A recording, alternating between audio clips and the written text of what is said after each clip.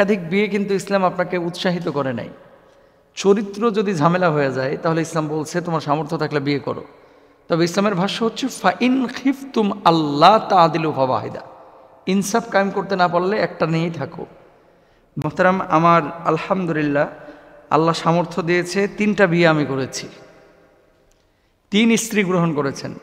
এরপরে লিখেছেন 3 জন স্ত্রীকে নিয়ে আমি এক রুমে এক বেডে থাকতে পারবো কিনা, এটা জায়েজ আছে কিনা।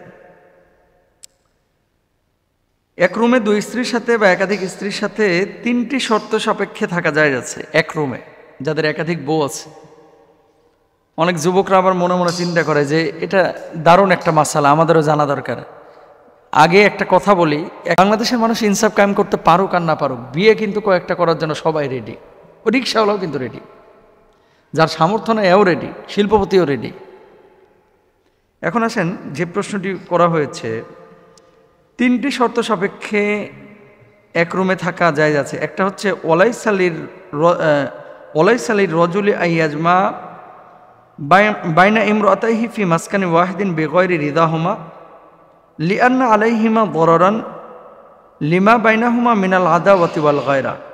পুরুষের জন্য 2 স্ত্রীকে নিয়ে একসঙ্গে তাদের সম্মতি ব্যতীত জায়েজ নেই, কেননা উভয়ের মাঝে বৈরিতা এবং ঈর্ষা থাকে, বিধায় উভয়ের ক্ষতি হতে পারে। 1 নম্বর বিষয়, যদি 2 জন মেনে নেয় এমনি এক ঘরে থাকতে পারবেন, কিন্তু ওই স্ত্রীদের সামনে আরেকজনের সাথে মেলামেশা করা বা বিভৎস আচরণ করা, এটা কিন্তু আপনার জন্য জায়েজ নেই। 2 নম্বর, এক স্ত্রীর সামনে অন্য স্ত্রীর সতর খোলা থাকতে পারবে না, কেননা একজন নারী অপরজন নারীর সতর দেখা হারাম।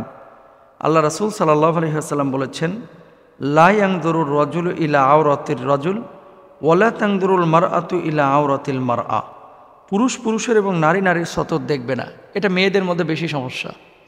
ছেলেরা লজ্জাস্থান খুলতে আরেকজন ছেলের সামনে, মেসে থাকে না বিশ্ববিদ্যালয়ের হলে টলে, লুঙ্গি পরলেও বাথরুমে যায় একটু চেঞ্জ করে, বা শর্ট প্যান্ট পরলেও একটু আড়ালে যায় পরে।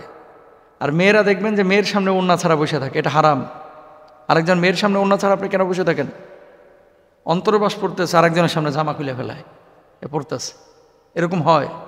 এর জন্য রাসূল সাল্লাল্লাহু আলাইহি ওয়াসাল্লাম নিষেধ করেছেন। আপনি বলবেন, হুজুর আপনি কি দেখছেন? আমি কোত্থেকে দেখব? এগুলোকে আমরা দেখার জিনিস হাদিসের মধ্যে আছে, সেজন্যই বলতেছি। খবরদার কোনো নারীর সামনে পোশাক খুলবেন না, এটা আপনার জন্য জায়েজ নাই।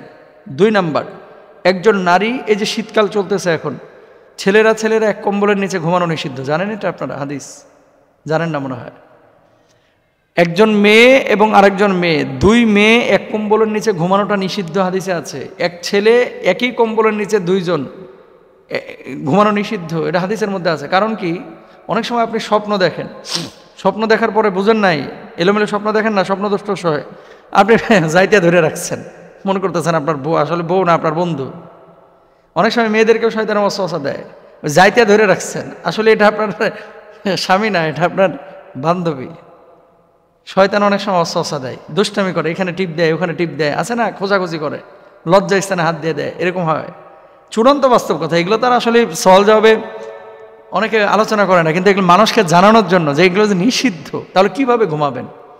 দেখেন, এক বিছানায় এক খাটে 2 জন নারী ঘুমাইতে পারে, কোনো সমস্যা নাই। কম্বল হবে আলাদা, মাঝখানে ব্যারিকেড থাকবে, যাতে করে একটা আরেকটার সাথে একেবারে কোলবালিশের মতো যাইতে ধরে না ঘুমায় থাকে।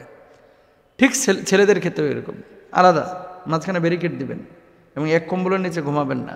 তবে হ্যাঁ, এমন বুড়া থুরা দাদার পাশে ঘুমাইছেন, দাদা একেবারে মনে করেন মানে জিন্দা লাশ, দাঁত দুধ পড়ে গেছে, দাদার উপরে পা দিলেই কি আর কোলবালিশ দিলেই কি, এখন দাদার পাশে বসেছেন, শুয়েছেন, কোনো সমস্যা নেই।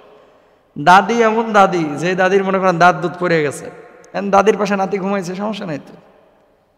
এরকম বুড়ি হইলে তো আর পর্দাই নাই, ইসলাম শরিয়া তাকে রুখসাত দিয়েছে।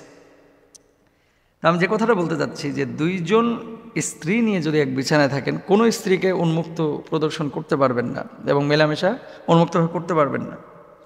3 নম্বরে, এক স্ত্রীর সামনে আর এক স্ত্রীর সঙ্গে সহবাস করতে পারবেন না, এটা হারাম। রাসূল আকরাম সাল্লাল্লাহু আলাইহি ওয়াসাল্লাম, সাহাবা একরাম এবং শীর্ষ তাবেগণ ওয়াজাসকে ঘৃণা করতেন, এবং ওয়াজাস মানে এক স্ত্রীর সঙ্গে সহবাস করার সময় অপর স্ত্রীর আওয়াজ শুনতে পাওয়া আর ঘৃণা করা দ্বারা পূর্ববর্তী গণ উদ্দেশ্য নিতেন হারাম মনে করা। মুসান্নাফ ইবনে শাইবার মধ্যে এটা আছে। তাহলে আমরা মাসালাটার উত্তর পেয়েছি আশা করছি ইনশাআল্লাহ। আল্লাহ তাআলা বোঝার তৌফিক দান করুন।